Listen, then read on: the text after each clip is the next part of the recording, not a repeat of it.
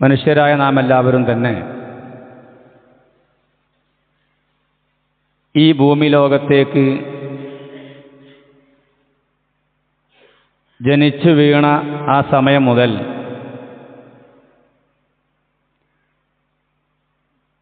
മനുഷ്യൻ്റെ പ്രായത്തിൻ്റെ കാലഘട്ടം വെച്ച് നോക്കുമ്പോൾ വ്യത്യസ്തമായ കാലഘട്ടത്തിലൂടെയാണ് മനുഷ്യർ കടന്നുപോയിക്കൊണ്ടിരിക്കുന്നത്. അവൻ്റെ ശൈശവവും കൗമാര കാലഘട്ടവും യുവത്വ കാലഘട്ടവും വാർദ്ധക്യ കാലഘട്ടവും. ഈ കാലഘട്ടങ്ങളിൽ ഒരു മനുഷ്യൻ ഏറെ ശ്രദ്ധിക്കേണ്ട കാലഘട്ടമാണ് അവൻ്റെ യുവത്വം എന്നുള്ളത്. ആ യുവത്വത്തിൽ തന്നെ ഒരാൾ യുവത്വത്തിലേക്ക് പ്രവേശിക്കുന്ന ആ ഒരു കാലമുണ്ട്. അതിന് ഫിത്തിയത്ത് എന്ന് പറയാം. അതിനുശേഷം പ്രിയപ്പെട്ടവരെ 40 വയസ്സ് വരെയുള്ള ഒരു കാലഘട്ടം.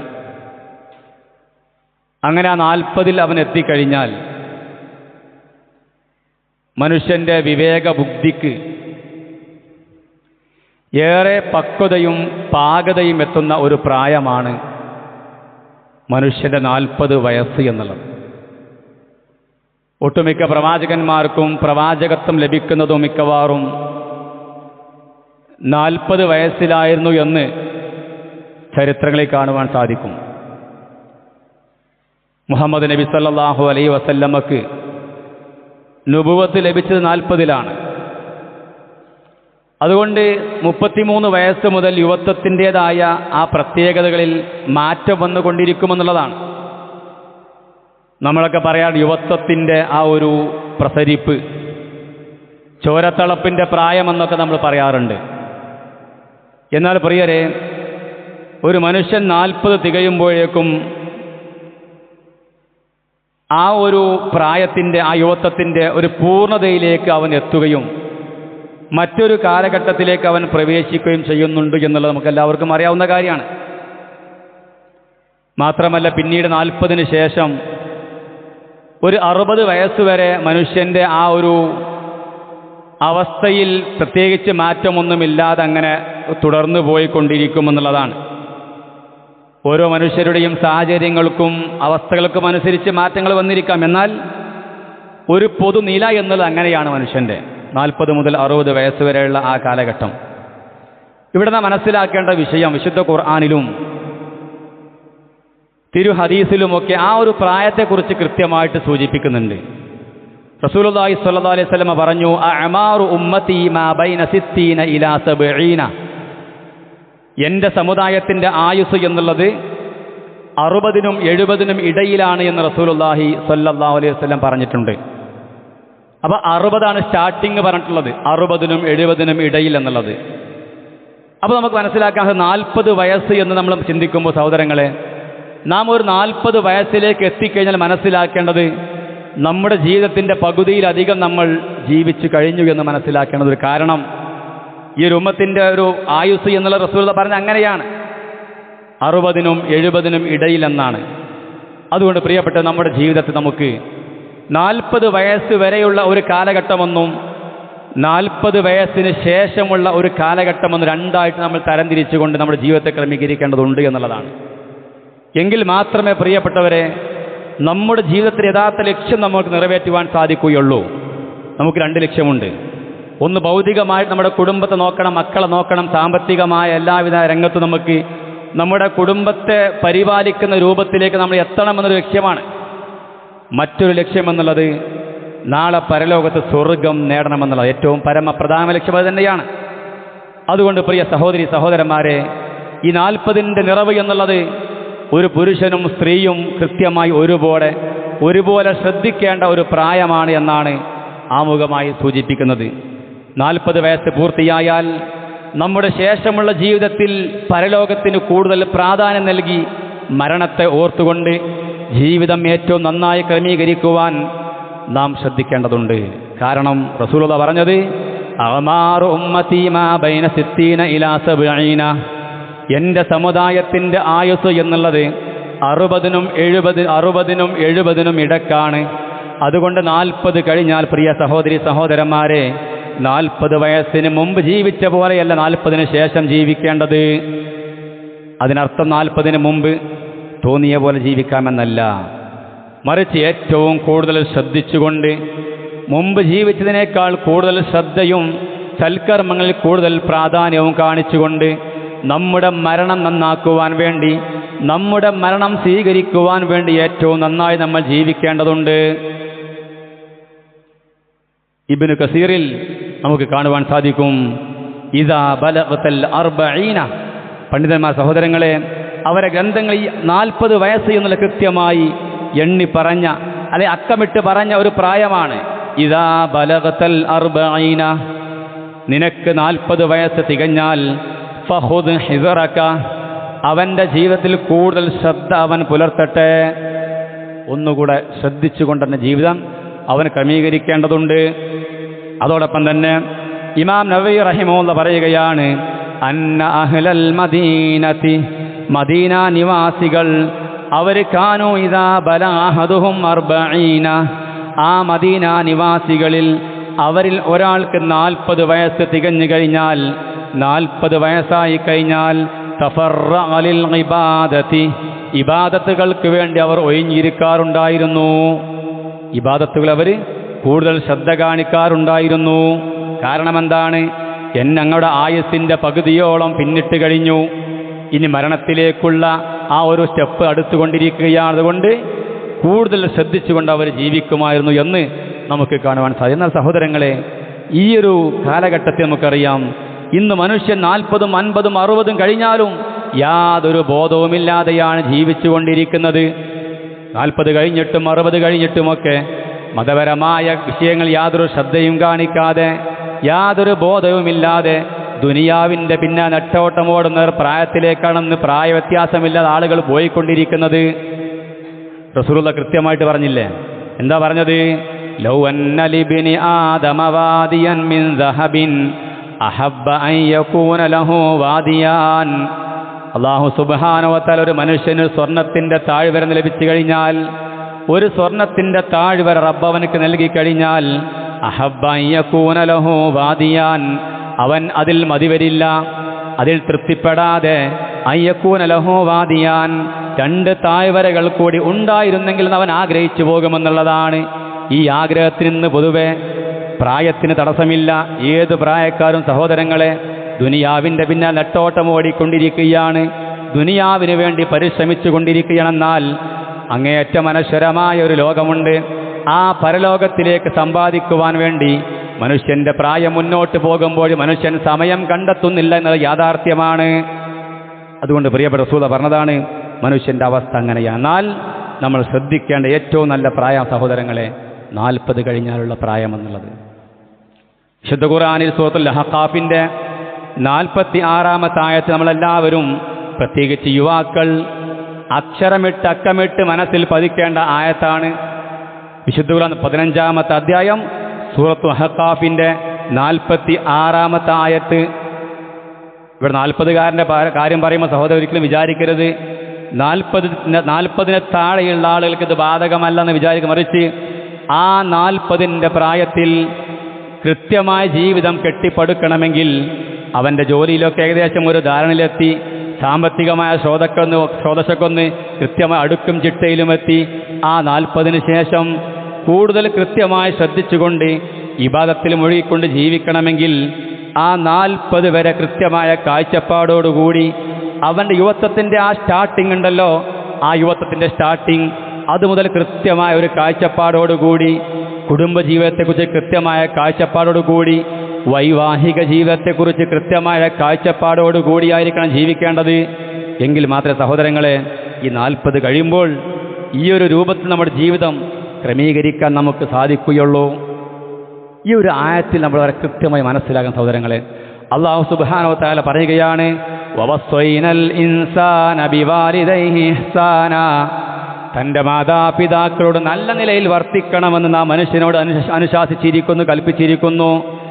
ഹമലതുഹു ഉമ്മുഹു കുർഹൻ വവദഅതുഹു കുർഹ, അവൻ്റെ മാതാവ് പ്രയാസപ്പെട്ടുകൊണ്ട് അവനെ ഗർഭം ധരിക്കുകയും പ്രയാസപ്പെട്ടുകൊണ്ട് അവനെ പ്രസവിക്കുകയും ചെയ്തിരിക്കുന്നു.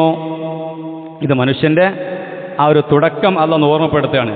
അതിനുശേഷമാണ് സഹോദരങ്ങളെ വിശുദ്ധ ഖുർആനിൽ ഈ 40കാരൻ്റെ വിഷയം അല്ലാഹു സുബ്ഹാനഹു വ തആല പറയുന്നത്. അങ്ങനെ മനുഷ്യൻ പ്രസവിച്ചു, അവൻ്റെ മാതാവന ഏറെ പ്രയാസപ്പെട്ടുകൊണ്ട് ഗർഭം ചുമന്നു. അതിനേക്കാൾ പ്രയാസം സഹിച്ചുകൊണ്ട് നമ്മെ ഈ ഭൂമിയിലേക്ക് ജന്മം നൽകി നമ്മുടെ മാതാപിതാക്കൾ.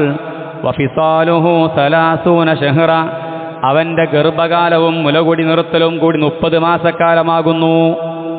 30 മാസം, 10 മാസം ഗർഭവും ബാക്കി 2 വർഷം മുലകുടി പ്രായവുമാണെന്നുള്ളതാണ്. പിന്നീടാണ് സഹോദരങ്ങളെ ഒരു വിഷയം നമ്മൾ കൃത്യം മനസ്സിലാക്കേണ്ടത്.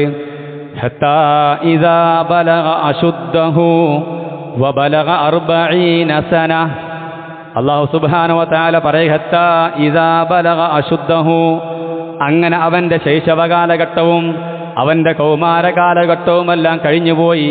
ഹത്താ ഇദാ ബലഗ അശുദ്ധഹു, അങ്ങനെ അവൻ തൻ്റെ പൂർണ്ണ ശക്തി പ്രാപിച്ചു കഴിഞ്ഞാൽ, മനുഷ്യൻ പൂർണ്ണ ആരോഗ്യവാനായി കഴിഞ്ഞാൽ, ആരോഗ്യത്തിൻ്റെ ഏറ്റവും നല്ല അവസ്ഥയിൽ അവനെത്തിക്കഴിഞ്ഞാൽ, എന്നിട്ട് ആ നല്ല അവസ്ഥയെക്കുറിച്ച് പ്രത്യേകം അല്ലാഹു എടുത്തു പറയുകയാണ്. വബലഗ 40 സന, 40 വയസ്സിൽ അവനെത്തിക്കഴിഞ്ഞാൽ എന്ന് പറയുന്നുണ്ട്. ഇവിടെ പണ്ഡിതന്മാർ സഹോദരങ്ങളെ എന്താണ് ഈ ഹത്താ ഇദാ ബലഗ അശുദ്ധഹു എന്ന് കൃത്യമായിട്ട് പറയുന്നുണ്ട്. അതായത് അവനെന്താണ് നിഹായത്തു ഖുവ്വതിഹി വ ശബാബിഹി വ കമാലി അഖ്ലിഹി, മനുഷ്യൻ്റെ പരമാവധി ശക്തിയും അവൻ്റെ യുവത്വവും പരമാവധി എത്തുന്ന സമയമാണ്. അവൻ്റെ ബുദ്ധിയുടെ പൂർണ്ണതയും പരമാവധി എത്തുന്ന പ്രായമാണ്. ഇതാണ് ഹത്താ ഇദാ ബലഗ അശുദ്ധഹു എന്ന് ഖുർആനിൽ പറഞ്ഞത്. ആ 40 വയസ്സ് എന്ന് എടുത്തു വരാൻ കാരണം എന്താണ്? മനുഷ്യൻ്റെ യുവത്വം ഏറ്റവും പൂർണ്ണതയിലെത്തുന്ന പ്രായമാണ്. ശരിയല്ലേ? മനുഷ്യൻ്റെ ബുദ്ധി ഏറ്റവും പൂർണ്ണതയെത്തുന്ന പ്രായമാണ്. മനുഷ്യൻ്റെ ശക്തി ഏറ്റവും പൂർണ്ണതയെത്തുന്ന പ്രായമാണ്. ആ ശരിയായ തൻ്റെ ഇടവും പാകതയും എത്തുന്ന ആ 40 പ്രിയപ്പെട്ടവർ നമ്മളെത്തുന്ന സമയത്തിൻ്റെ മുമ്പിൽ പല ആളുകളും 40 എത്തിയവരുണ്ടാകും, അത് കഴിഞ്ഞവരുണ്ടാകും, അതിന് താഴെ നിൽക്കുന്നവരുണ്ടാകും. ഒറ്റനോട്ടത്തിൽ അധികം ആളുകളും 40 എത്തിയവരാണ്, അതല്ലെങ്കിൽ 30 മുകളിലെത്തിയവരാണ്. സഹോദരങ്ങളെ, ആ ഒരു സമയമെന്നുള്ളത് നമുക്കെല്ലാവർക്കും അറിയാം. ഒരു വശത്ത് മാതാപിതാക്കളെയും മറുവശത്ത് നമ്മുടെ മക്കളെയും കാണുന്നൊരു സമയമാണ്. വല്ലാത്തൊരു കാലഘട്ടമാണത്, വല്ലാത്തൊരു പരീക്ഷണത്തിൻ്റെ സമയമാണ് പ്രിയപ്പെട്ടവരെ. 40 പ്രായമെത്തുമ്പോൾ പ്രായമായ മാതാപിതാക്കൾ ഒപ്പമുണ്ടാകും, അതോടൊപ്പം തന്നെ മക്കൾ കൂടെയുണ്ടാകും, നമ്മുടെ ഭാര്യ കൂടെയുണ്ടാകും. ഈ സമയത്ത് പ്രിയപ്പെട്ടവ ഇവരെയെല്ലാം ഇണക്കി ചേർത്തുകൊണ്ട് എല്ലാവരെയും പരിഗണിച്ചുകൊണ്ട്, ഭാര്യയെ പരിഗണിക്കുമ്പോൾ മാതാപിതാക്കളെ പിന്തള്ളുന്ന അവസ്ഥ ഒരിക്കലും സഹോദരങ്ങളെ ആ പ്രായത്തിൽ ഉണ്ടാകുവാൻ പാടില്ല. മക്കൾക്ക് സ്നേഹം വാരി വാരി കൊടുക്കുമ്പോൾ പ്രായമായ മാതാപിതാക്കളെ സ്നേഹിക്കാൻ ഒരിക്കലും മറക്കാൻ പാടില്ല. വല്ലാത്ത അവസ്ഥ സഹോദരങ്ങളെ. ആ ഒരു 40 പ്രായം വിശുദ്ധ ഖുർആനിൽ ആ 40 വയസ്സ് എന്ന് വെറുതെ എടുത്തു പറഞ്ഞ പ്രായമല്ല. ഈ ഒരവസ്ഥയിലാണ് നമ്മൾ ഉണ്ടാകുക. അതോടൊപ്പം തന്നെ നമ്മുടെ ഒരുപാട് പ്രാരാബ്ദങ്ങളും ഒരുപാട് ഉത്തരവാദിത്തങ്ങളും ഒക്കെ നമ്മിലേക്ക് വരുന്ന പ്രായമാണ്. നമ്മൾ ആലോചിച്ച് നോക്കി, ഒരു 40 വയസ്സെന്ന് പറയുമ്പോൾ ഏകദേശം സന്താന ലഭ്യതയൊക്കെ ആ ഒരു കൃത്യമായ സമയത്ത് ലഭിച്ച ഒരു യുവാവാണെങ്കിൽ ഒരു 12-13 വയസ്സുള്ള മക്കളൊക്കെ കൂടെ ഉണ്ടാകും, അല്ലേ? നമുക്ക് ഈ 40 നമ്മുടെ ആ ഒരു പ്രായം ആലോചിച്ച് നോക്കുക. നമുക്ക് ആ 12, 13, 15 വയസ്സുള്ള ആ പ്രായത്തെ സഹോദരങ്ങളെ, നമ്മുടെ ഉമ്മയും ഉപ്പയും അനുഭവിച്ച പ്രയാസങ്ങൾ, നമ്മുടെ ഉമ്മയും ഉപ്പയും നമ്മുടെ കാര്യത്തിൽ അനുഭവിച്ച ത്യാഗങ്ങൾ എത്രയായിരിക്കും? അതുകൊണ്ടാണ് വിശുദ്ധ ഖുർആനിൽ ആ 40 സമയത്ത് നമ്മോട് പറയുന്നത്, നമ്മുടെ കൂടെ മക്കളുണ്ടാകും, പ്രായമായ മാതാപിതാക്കളുണ്ടാകും. ആ സമയത്ത് നമ്മോട് പ്രാർത്ഥിക്കുവാൻ വേണ്ടി കൽപ്പിക്കുകയാണ് അല്ലാഹു സുബ്ഹാനഹു വ തആല. നിർബന്ധമായും പ്രാർത്ഥിക്കേണ്ട പ്രാർത്ഥന സഹോദരങ്ങളെ, ഒരാൾ 40 അവൻ പ്രാർത്ഥിക്കണം. ഖാല റബ്ബി ഔസിഅനി അൻ അഷ്കുറ നിഅമതകല്ലതി അൻഅംത അലയ്യ വഅലാ വാലിദയ്യ. എൻ്റെ രക്ഷിതാവേ, എനിക്കും എൻ്റെ മാതാപിതാക്കൾക്കും നീ ചെയ്തു തന്നിട്ടുള്ള അനുഗ്രഹത്തിന് തിരിച്ച് നന്ദി കാണിക്കുവാനും അതോടൊപ്പം തന്നെ വഅൻ അഅമല സാലിഹൻ തർലാഹു, അല്ലാഹു തൃപ്തിപ്പെട്ട കർമ്മങ്ങൾ ചെയ്ത് ജീവിക്കുവാനും എനിക്ക് നീ തൗഫീഖ് നൽകണമേ, എനിക്ക് നീ പ്രചോദനം നൽകണമേ. നോക്കൂ സഹോദരങ്ങളെ, നമ്മൾ പ്രാർത്ഥിക്കാറുണ്ടോ? അതായത് എനിക്കും എൻ്റെ മാതാപിതാക്കൾക്കും നീ ചെയ്ത അനുഗ്രഹം സഹോദരങ്ങളെ, നമ്മളെ ഏറ്റവും നല്ല നിലയിൽ വളർത്തി വലുതാക്കിയത് നമ്മുടെ മാതാപിതാക്കൾക്ക് അല്ലാഹു നൽകിയ ഏറ്റവും വലിയ അനുഗ്രഹമാണ്. നാം ചിന്തിച്ചിട്ടുണ്ടോ? അല്ലേ? ഈ ഒരു പ്രായത്തിൽ വഴിതെറ്റി പോകാതെ, അനാവശ്യ പ്രവർത്തനങ്ങൾ ഏർപ്പെടാതെ, അധാർമിക പ്രവർത്തനങ്ങളിൽ മുഴുകാതെ, കൃത്യമായ സംസ്കാരവും സ്വഭാവവും നമുക്ക് ലഭിക്കുവാനുള്ള പ്രധാനപ്പെട്ട കാരണം പറയാം നമ്മുടെ മാതാപിതാക്കളാണ്. ഒരിക്കലും മറക്കാൻ പാടില്ല, അല്ലേ? നമ്മളൊരു 10-12 വയസ്സ് വരെ നമ്മളാരും കൃത്യമായിട്ട് അള്ളാഹിനെക്കുറിച്ച് മനസ്സിലാക്കി, പരലോകം മനസ്സിലാക്കി, സ്വർഗ്ഗം നരകം മനസ്സിലാക്കിയിട്ടല്ല നമ്മൾ പള്ളിക്ക് വന്നിട്ടുള്ളത്. നമ്മുടെ മാതാപിതാക്കൾ നമ്മളെ കൃത്യമായി ശിക്ഷണങ്ങൾ നൽകി വളർത്തിയത് കൊണ്ടാണ്.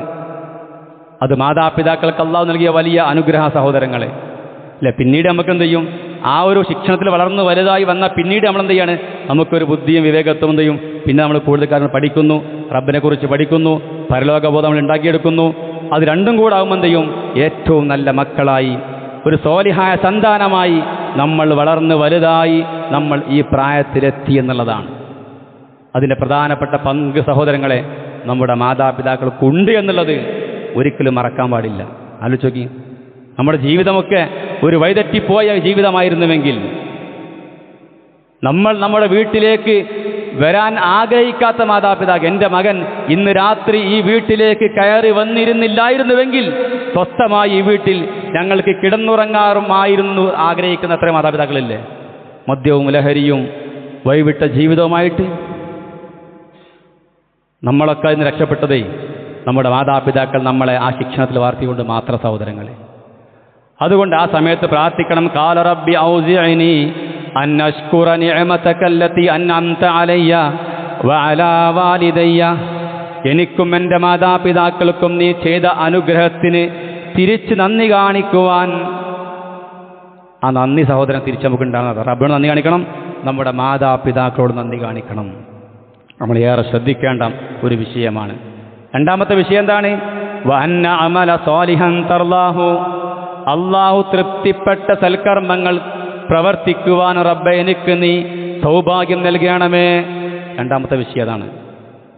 ഒന്ന് നന്ദി കാണിക്കുന്ന വിഷയം, രണ്ടാമത്തേത് സൽക്കർമ്മങ്ങൾ ഏറ്റവും നല്ല രൂപത്തിൽ നിർവഹിക്കുവാനുള്ള ഒരു സൗഭാഗ്യം ഈ 40 വയസ്സിലേക്ക് നൽകണമെന്ന് നമ്മൾ പ്രാർത്ഥിക്കേണ്ടതുണ്ട്. മൂന്നാമത്തെ വിഷയം വാസ്തുലിഹിലി ഫീ ദുർരിയതി, എൻ്റെ സന്തതികളിൽ നീ എനിക്ക് നന്മയുണ്ടാക്കി തരികയും ചെയ്യണമേ.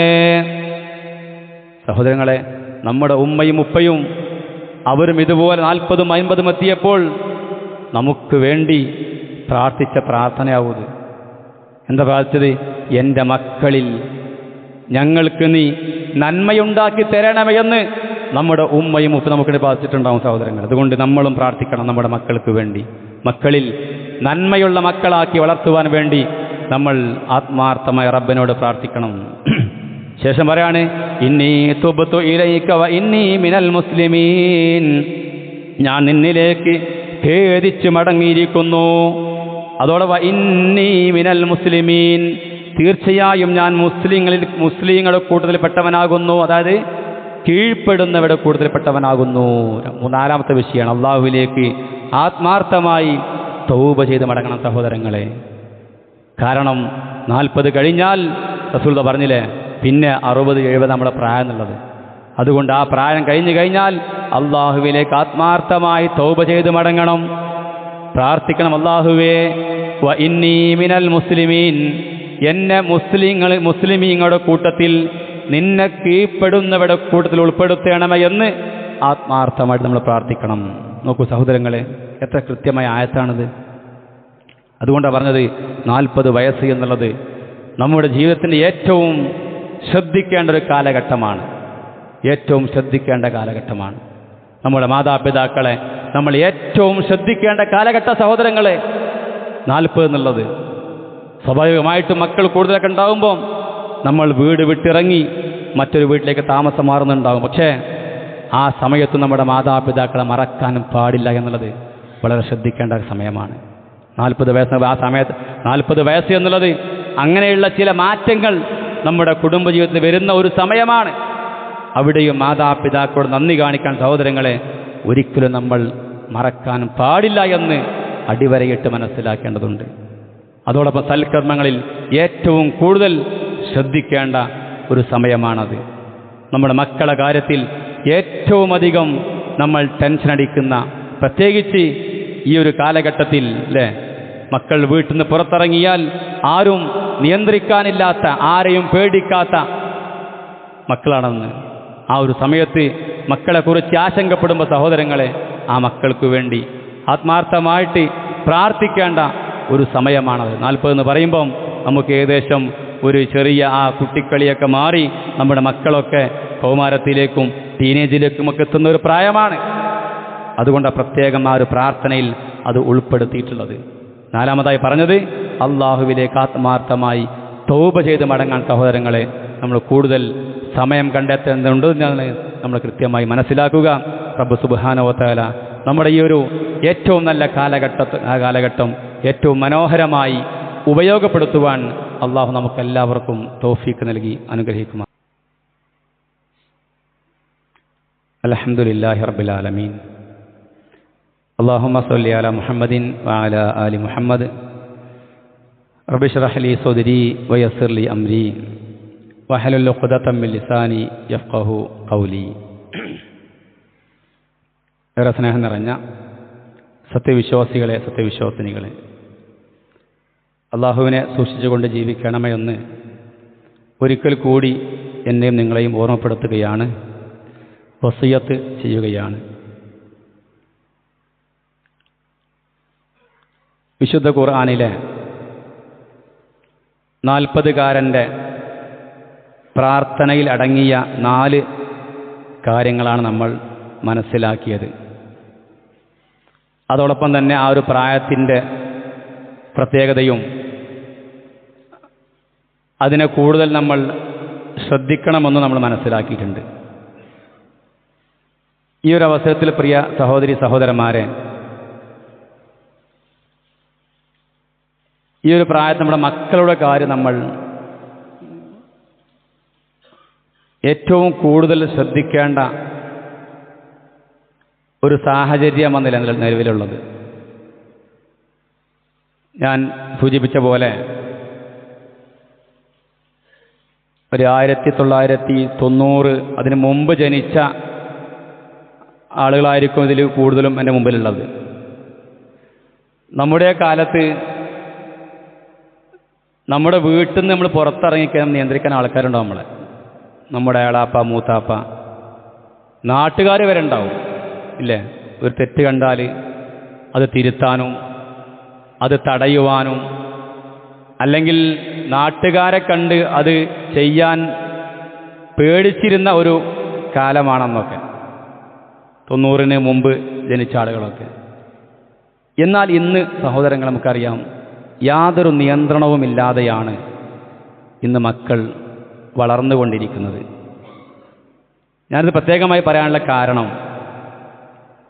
പൊതുവെ സ്കൂളുകളിലൊക്കെ ഇപ്പോൾ കലോത്സവങ്ങളും ടൂറുകളുമൊക്കെ നടന്നുകൊണ്ടിരിക്കുന്ന ഒരു സമയമാണ്.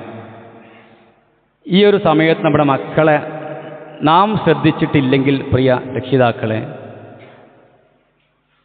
ഉറപ്പാണ് നമ്മുടെ മക്കൾ വഴിതെറ്റി പോകുമെന്നുള്ളത്. നമ്മുടെ ഒരു ശ്രദ്ധയും നമ്മുടെ ഒരു കണ്ണും നമ്മുടെ കൈയും നമ്മുടെ മക്കളെ കൂടെ ഇല്ലെങ്കിൽ യാതൊരു നിയന്ത്രണവുമില്ലാതെയായിരിക്കും മക്കൾ ജീവിച്ചു കൊണ്ടിരിക്കുക.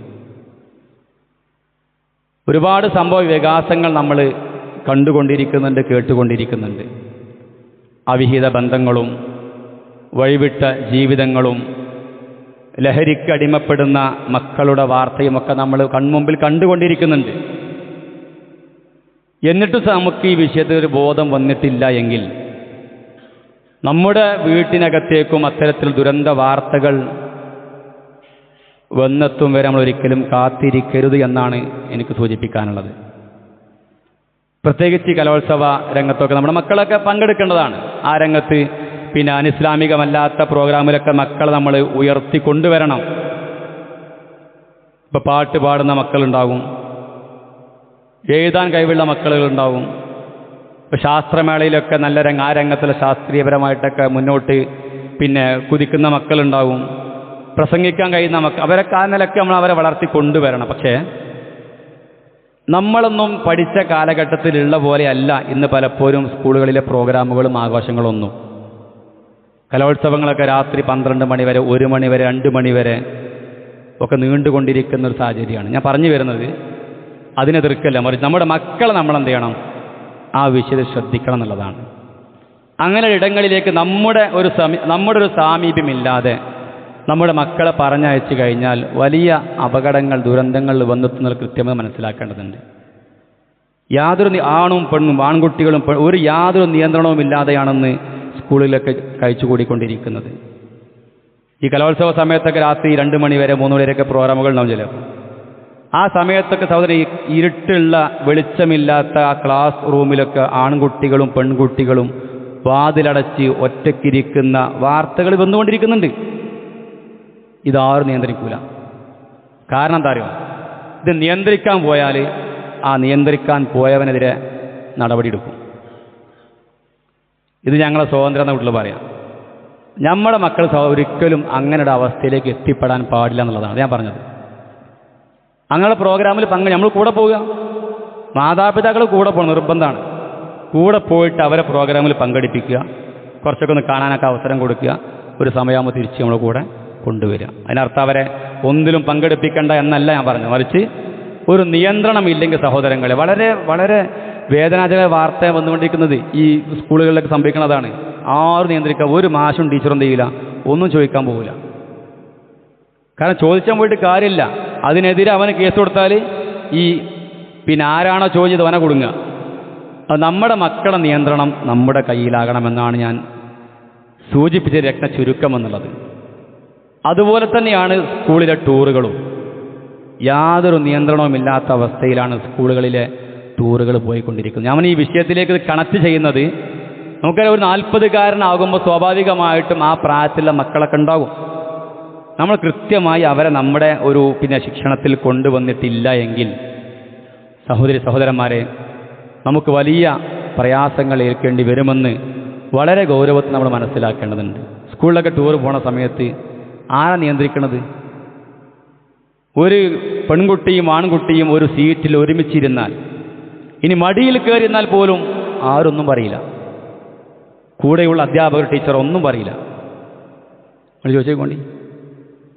അതുകൊണ്ട് അങ്ങനെയുള്ള അവസരങ്ങൾ നമ്മൾ നമ്മുടെ മക്കൾക്ക് ഉണ്ടാക്കി കൊടുക്കരുത്. എൻ്റെ നാട്ടിൽ ചെയ്യാറുള്ളത് മദ്രസിൽ നിന്ന് ടൂർ പോലാണ്. ഇപ്പം എല്ലാ കുട്ടികളും സ്കൂളിൽ നിന്ന് ടൂർ പോകില്ല. ഞാൻ മദ്രസയിലെ ഒരു അധ്യാപനം കൂടിയാണ്. എല്ലാ വർഷവും മദ്രസിൽ നിന്ന് ടൂർ കൊണ്ടുപോകും. അപ്പോൾ എൻ്റെ മദ്രസയിട്ടൊന്നും ഇതില്ല, സ്കൂളിൽ നിന്ന് ടൂർ പോകില്ല ആരും. കാരണം അവർക്ക് അവസരമുണ്ട്. നമ്മൾ മദ്രസിൽ നിന്ന് എന്ത് ചെയ്യും, ടൂർ കൊണ്ടുപോകും. വളരെ രസകരമായിട്ട് കുട്ടികളുടെ കൂടെ യാത്ര ചെയ്ത് തിരിച്ചു വരും. അപ്പോൾ കുട്ടികൾ സ്കൂളിൽ നിന്ന് ടൂർ പോകാതെ ഇത് ആ ഒരു വിഷയത്തെ അങ്ങനെ അടച്ചാക്ഷേപിക്കുകയല്ല, മറിച്ചെന്താണ് അതിൻ്റെ അവസ്ഥ അങ്ങനെയാണെന്ന്. ബസ്സിൽ കയറി കഴിഞ്ഞാൽ യാതൊരു നിയന്ത്രണമോ, ലൈറ്റ് ഓഫാക്കി ഫുള്ള് പിന്നെ DJ പാട്ടും മ്യൂസിക്കും ഡാൻസും പരസ്പരം അങ്ങോട്ടും ഇങ്ങോട്ടും കെട്ടിപ്പിടിച്ചിട്ട് എല്ലാം നടക്കുന്നുണ്ടാവും. ആരും ഒന്നും നിയന്ത്രിക്കാൻ പോകും. നമ്മുടെ മക്കളാണ് നമുക്ക് നഷ്ടപ്പെടുക എന്നുള്ളത് കൃത്യമായി മനസ്സിലാക്കേണ്ടതുണ്ട്. അപ്പോൾ ഞാൻ പറയും, ഈ ഒരു പ്രായത്തിൽ നമ്മൾ ഏറ്റവും ശ്രദ്ധിക്കേണ്ട ഒരു മേഖലയാണ്. ഇതിനൊക്കെ വിട്ടിക്കുന്ന ഒരുപാട് കുട്ടികളുണ്ട് ഇങ്ങനെയുള്ള പ്രോഗ്രാമൊന്നും, ഇങ്ങനെയുള്ള യാത്രയെന്നൊക്കെ വിട്ട്. അവർക്കെന്താണ്, അവരൊക്കെ നമ്മുടെ ഈ ഒരു ആദർശബോധം ഉമ്മയും ഉപ്പയും മാതാപിതാക്കൾ നൽകി അവരെ വളർത്തി വലുതാക്കിയത് കൊണ്ടാണ് കുട്ടികൾ സ്വമേധ എന്ത് ചെയ്യണത്, അത് വിട്ടിക്കണത്. അത് നൽകിയില്ല എന്ത് ചെയ്യും, നമ്മുടെ മാതാപിതാക്കളോട് നമ്മോട് മക്കൾ ചോദിച്ചുകൊണ്ടേയിരിക്കും, നിർബന്ധിപ്പിക്കും നമ്മളെ, ടൂറ് പോകണം. അതുകൊണ്ട് സഹോദരന്മാരെ നമ്മൾ മനസ്സിലാക്കേണ്ടത്, നമ്മുടെ മക്കളുടെ ഒരു ചെറിയ പ്രായം മുതൽ അവർക്ക് കൃത്യമായി ഈ വിഷയത്തിലുള്ള കാഴ്ചപ്പാടുകൾ നൽകണമെന്നാണ് നമ്മുടെ ഈ ഒരു വിഷയവുമായി ബന്ധപ്പെടുത്തിക്കൊണ്ട് എനിക്ക് സൂചിപ്പിക്കാനുള്ളത്. അത്തരത്തിലുള്ള വഴിവിട്ട ജീവിതം, യാതൊരു നിയന്ത്രണവുമില്ലാത്ത യാത്രകളും കലോത്സവങ്ങളും നടക്കുന്ന സഹോദരങ്ങളെ, നമ്മുടെ ഒരു ശ്രദ്ധ, കൃത്യമായ നിയന്ത്രണം നമ്മുടെ മക്കളിൽ ഉണ്ടായിട്ടില്ല എങ്കിൽ സഹോദരങ്ങളെ, നമ്മുടെ വീട്ടിലേക്കും ചെയ്യും പല ദുരന്ത വാർത്തകളും അവിഹിതങ്ങളിൽ ഏർപ്പെട്ട വാർത്തകളും കടന്നു വരുമെന്നുള്ളത് കൃത്യമായി മനസ്സിലാക്കേണ്ടതുണ്ട്. അല്ലാഹു സുബ്ഹാനഹു വ തആല നമ്മെല്ലാവരെയും അത്തരത്തിലുള്ള പ്രയാസം